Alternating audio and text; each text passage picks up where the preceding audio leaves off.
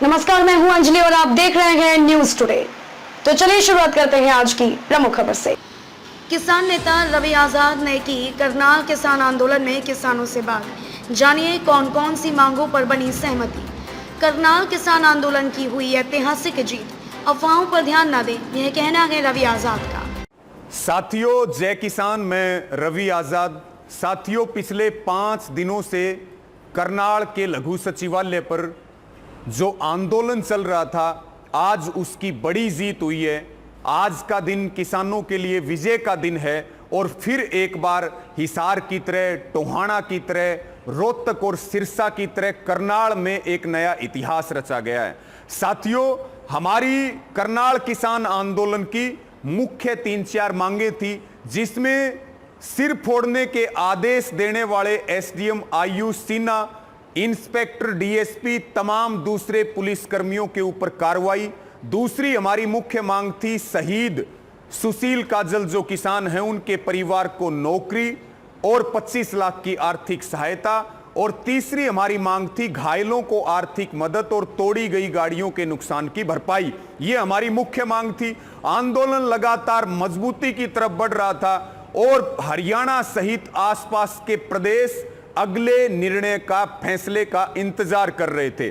और साथियों, आज फिर हम ये कह सकते हैं कि बार बार खट्टर सरकार मुंह की खाती है और सबसे बड़ी मुंह की करनाल में खाई है। और फिर सरकार और प्रशासन घुटनों के बल आकर के आपकी मांगों को माना है और जितना हमने, हमारे जो मांगे थी उतना पूरा लिया गया और बिल्कुल तोल करके लिया गया। इसलिए हम किसी तरह की अफवाह पर ध्यान ना दें। और मैं आपको क्या क्या मांगे, जो हमारी मांगे हैं उनमें क्या क्या फैसला हुआ है, वो आपके साथ साझा करना चाहूंगा और इस वीडियो को ज्यादा से ज्यादा शेयर जरूर करें। तो साथियों, मुआवजा जितना भी था, आर्थिक मदद और मुआवजा, वो पूरा लिया गया है। इसी के साथ में दूसरी जो बात है, हाई कोर्ट के रिटायर्ड जज से न्यायिक जांच इस पूरे मामले की, SDM Ayush Sinha, inspector DSP, तमाम इस पूरे मामले की न्यायिक जांच हाई कोर्ट के रिटायर्ड जज से होगी। उसमें हमारा एक वकील साथी भी रहेगा और अगले 1 महीने में रिटायर्ड जज को इस पूरे मामले की, इस पूरे कांड की रिपोर्ट सौंपनी है।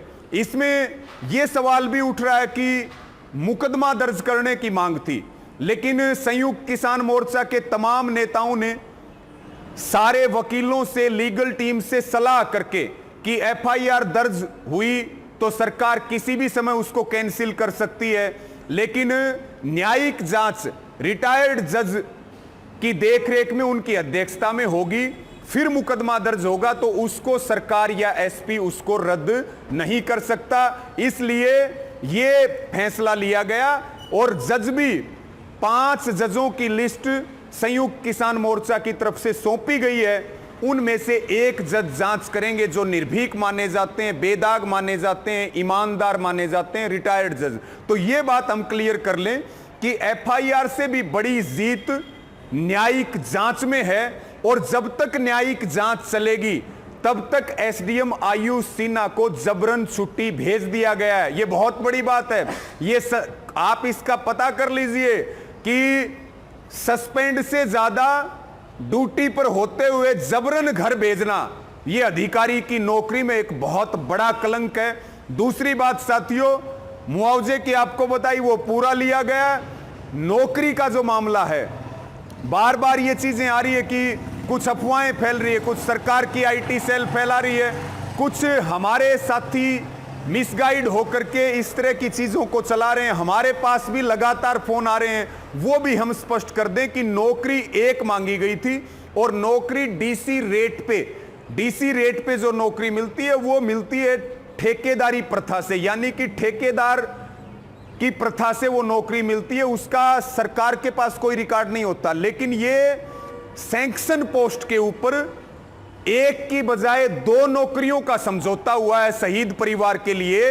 और ये एक तरह की, कभी अगर बात आगे बढ़े तो ये सैंक्शन पोस्ट पे जो नौकरी करते हैं वो नौकरी पक्की भी हो सकती है और इनको हटाया नहीं जा सकता, यानी कि जो ठेकेदार के थ्रू लगते हैं उनको कभी भी हटाया जा सकता है, लेकिन जो सैंक्शन पोस्ट से लगते हैं जिनकी फाइनेंस डिपार्टमेंट से सीधी सैलरी उनके खाते में आती है ना कि ठेकेदार के थ्रू आती है, तो इसको क्लियर करें कि न्यायिक जांच रिटायर्ड जज के नेतृत्व में हो रही है और नौकरी सैंक्शन पोस्ट पे मिली है और मुआवजा पूरा लिया गया है। यही हमारी मुख्य मांगे थी।